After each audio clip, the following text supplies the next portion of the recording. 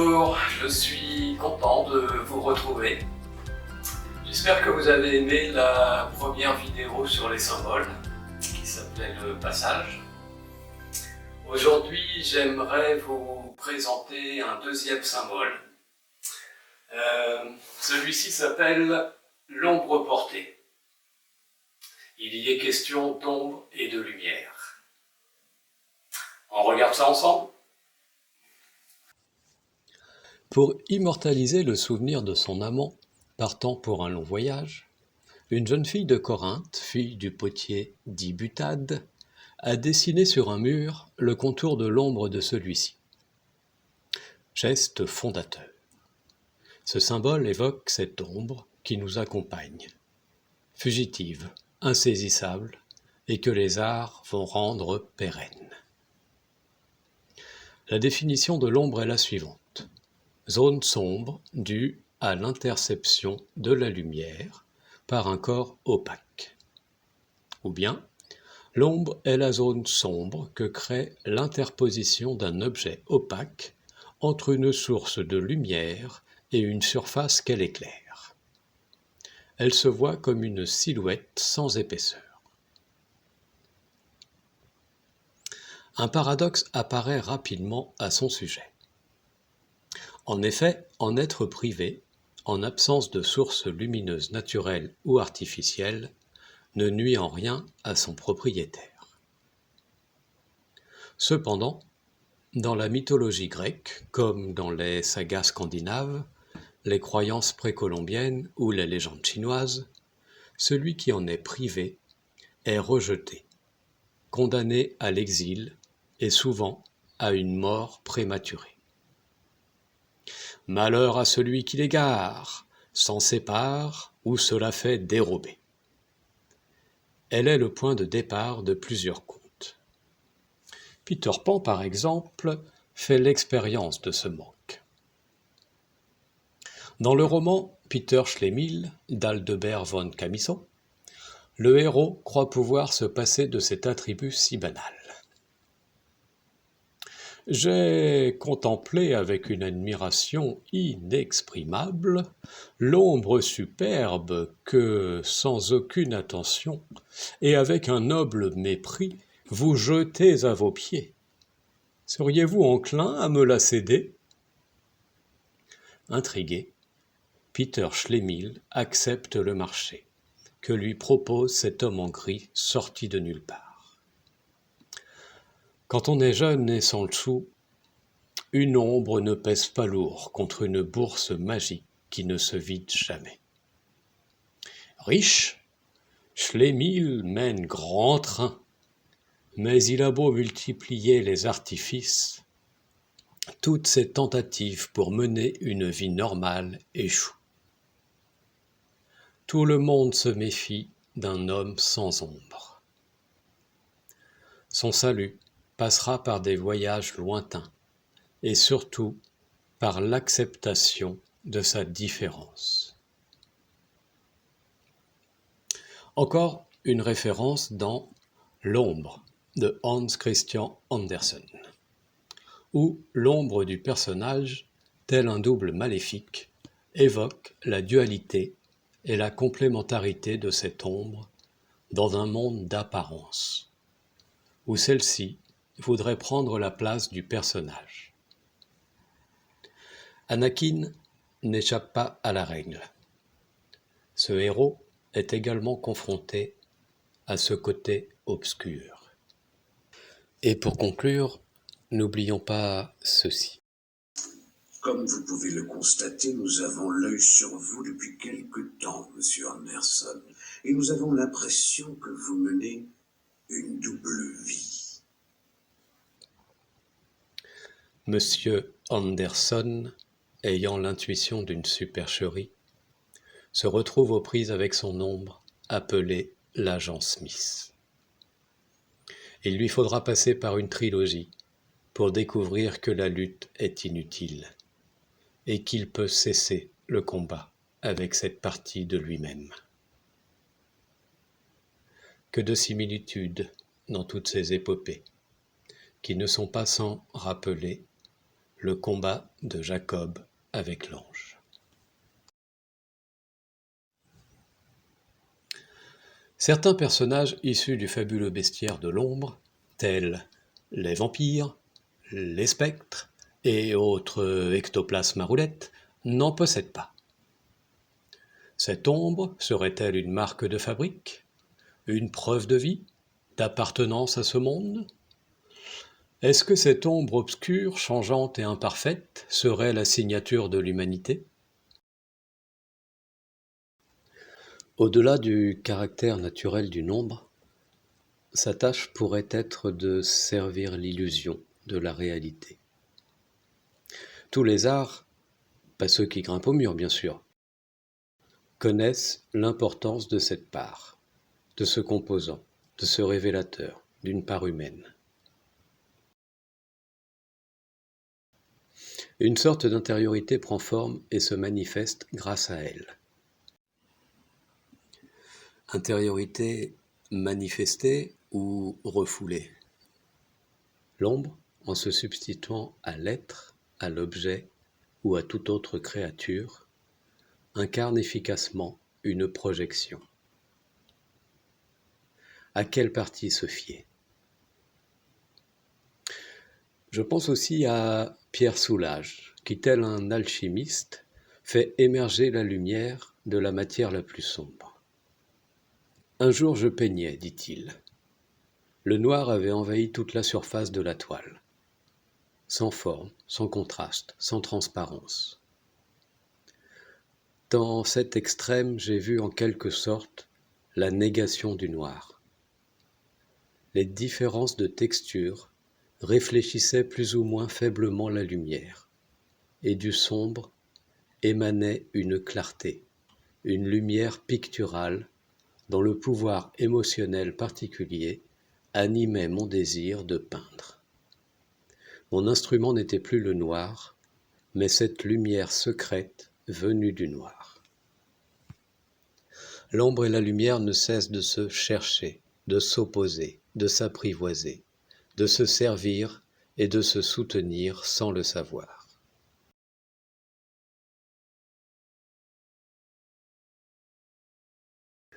Nous parlons jusqu'à présent de ce qui est visible. Mais qu'en est-il de cette part que nous cachons, que nous refoulons, que nous ne comprenons pas, que nous voudrions supprimer, tel un Lucky Luke ne laissant aucune chance à l'enseignement de cette part en lui. Nos vies passent inévitablement à travers des zones d'ombre et de lumière. L'ombre qui n'est pas considérée, qui est refoulée ou qui n'est pas mise en lumière remonte tôt ou tard en surface. Fuir ou ignorer cette peur ne la fera pas disparaître. Imaginons un enfant qui se plaint et dont les cris nous insupportent. Fuir ne lui apportera aucun réconfort. Bien souvent, cette part d'ombre que j'expérimente fait naître un grand désespoir. Il m'arrive même d'accuser cette ombre. J'ai le sentiment que plus je la fuis et plus elle s'allonge, pour se transformer en un monstre démesuré et féroce. Un proverbe maori dit ceci : « Tourne-toi vers le soleil et l'ombre sera derrière toi. » Dit comme ça, c'est un peu simpliste, mais je reconnais que mon regard est peut-être souvent tourné dans le même sens. Le personnage de ce symbole n'a pas de visage. Dans quel sens regarde-t-il ? Si, comme ce personnage, je regarde vers le mur, je vois cette ombre qui vient me confirmer que je suis quelque chose qui fait obstacle, qui s'interpose à la lumière. Et je m'identifie davantage à cela. C'est ce que l'on appelle la séparation. Il s'agit d'une séparation avec la lumière, peu importe comment on la nomme. Lumière, source, vraie nature, nature divine ou Dieu. Ce sentiment de séparation crée inévitablement une notion de vulnérabilité, Voilà pourquoi, consciemment ou inconsciemment, j'en arrive à avoir peur de cette ombre, de cette usurpation d'identité, de ce qui, au final, ne correspond pas à ce que je suis réellement. Cette ombre me fait peur, mais elle est aussi le rappel qui m'invite à regarder, à me retourner, ou à me questionner plus profondément sur ce que je suis vraiment. Une ombre reste une ombre, aussi terrifiante soit-elle. Celle-ci n'a pas le pouvoir de m'anéantir. La lumière n'a pas besoin de lutter pour s'imposer. Si je place une source lumineuse dans une pièce obscure, celle-ci, sans effort, fera disparaître les ténèbres. Dans l'hypothèse où je fais face à la lumière, je prends davantage conscience de cette lumière, et j'en oublie l'ombre. L'identification ne tient souvent qu'à cela. Si j'enlève le personnage, ou ce que je crois qu'il est, il ne reste que la lumière, et l'ombre disparaît également. Ainsi nous ne sommes plus l'ombre, mais la lumière qui contemple l'ombre. Et par cette mise en lumière, nous la faisons disparaître. Nous réalisons alors qu'au-delà de nos propres illusions, nous n'avons jamais été rien d'autre que la lumière elle-même. La notion de retournement vient à nouveau illustrer cela. Regarder ce qui est faux et le voir s'évanouir. Serait-ce cela la repentance, la conversion ? Je ne peux m'empêcher de songer à l'allégorie de la caverne de Platon, où les ombres, qu'elles soient intérieures ou extérieures, semblent mener la danse. Mais celui qui ose regarder de plus près découvre peut-être que cette ombre n'est qu'un voile, qu'il a peur de ce qu'il est ou de ce qu'il croit être, ou des conditions qui l'entourent. En apparence, tous les exemples, les combats, les références que j'ai citées précédemment semblent être le combat du bien contre le mal. C'est la croyance la plus répandue. Mais, à bien y regarder, il se pourrait qu'il s'agisse aussi de l'affranchissement de ce que nous croyons être vis-à-vis de ce que nous sommes véritablement. Ce qui est merveilleux dans cette composition, c'est que s'il y a l'ombre, il y a lumière. Il n'y a pas de source lumineuse. Ce serait génial de considérer que le personnage est lui-même source de lumière, tout comme cette ombre n'existerait pas s'il n'y avait pas de personnage. Le personnage devient l'ombre tant qu'il se considère séparé de la source. Je suis la lumière que je cherche, l'ombre me le révèle. Mais si je perçois faussement, j'en arrive à avoir peur de moi-même.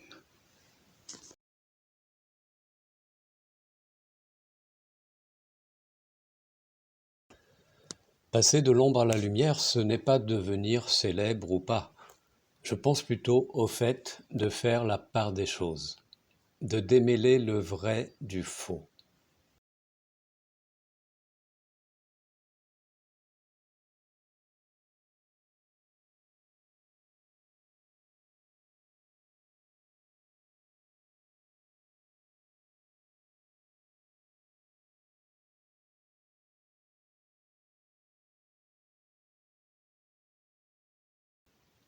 L'ombre m'invite à creuser la question de mon identité. Ce n'est pas la lutte qui permet de vaincre l'ombre. Ceci ne fait que maintenir une dualité. Une opposition nécessite deux concepts opposés qu'il est fastidieux de pacifier. En effet, plus l'opposition est grande et plus les identités se renforcent. Si mon attention se pose sur l'obscurité, celle-ci prend de l'ampleur. Le mental utilise cela pour nous maintenir dans ses représentations. Car de la dualité dépend son existence. Le mental ou l'ego est l'opposé de ce que nous sommes, comme l'ombre est l'opposé de la lumière. Une légende indienne illustre cela. C'est l'histoire d'un vieux sage cherokee qui initie son petit-fils. Il lui explique qu'en lui, comme en chaque personne, vivent deux loups qui se livrent une féroce bataille. L'un est méchant, hargneux et mauvais. L'autre est bon, doux et compatissant. Leur lutte est interminable. L'enfant se tourne vers son grand-père et lui demande : « Qui remporte cette lutte ? » Et le vieil Indien lui répond : « Celui que tu nourris. »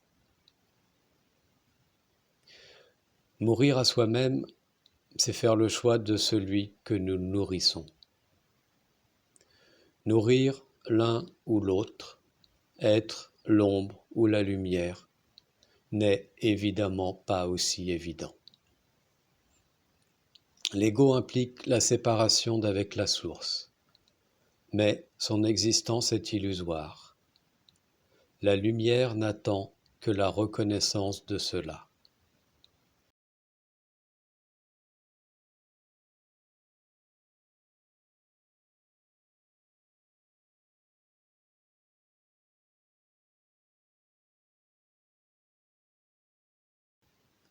Passer de l'ombre à la lumière, c'est une reconnaissance. Cette reconnaissance est universelle et provient de la même source. Je voudrais conclure avec la notion de l'autre rive. Il existe une notion d'au-delà que l'on appelle aussi autre rive. On peut la voir de plusieurs façons. Jalaluddin Rumi, un grand sage soufi, disait : « Au-delà du bien et du mal, ou du bien faire et du mal faire, il y a une prairie. Et c'est là que je te retrouverai. » Jésus, qui vivait auprès des pécheurs de toutes sortes, invitait régulièrement ses disciples à embarquer pour rejoindre l'autre rive, ou l'autre bord. Cette autre rive est aussi très présente dans le Sutra du cœur, venant du bouddhisme Mahayana. Le Sutra du cœur est aussi appelé le Sutra de la sagesse qui nous mène à l'autre rive. Il parle de se débarrasser de toutes les attitudes erronées et illusoires pour rejoindre l'autre rive. Il existe deux rives, comme il existe deux loups, deux perceptions, deux positionnements. L'autre rive pourrait aussi se traduire par « au-delà des apparences ». Nous sommes lumière avant toute autre chose. Quand je dis cela, je vois aussitôt apparaître en moi un sentiment contraire. C'est la part d'ombre qui se manifeste, forcément, puisque cela va à l'encontre de sa représentation et de sa conception des choses, de sa façon de voir le monde. Mais quelque chose en moi observe cette part qui se manifeste. Quelque chose est donc en mesure de s'en dissocier, d'observer simplement. Cela ne ressemble pas à un combat, c'est juste une observation. Ne serait-ce pas cette lumière que je cherche ?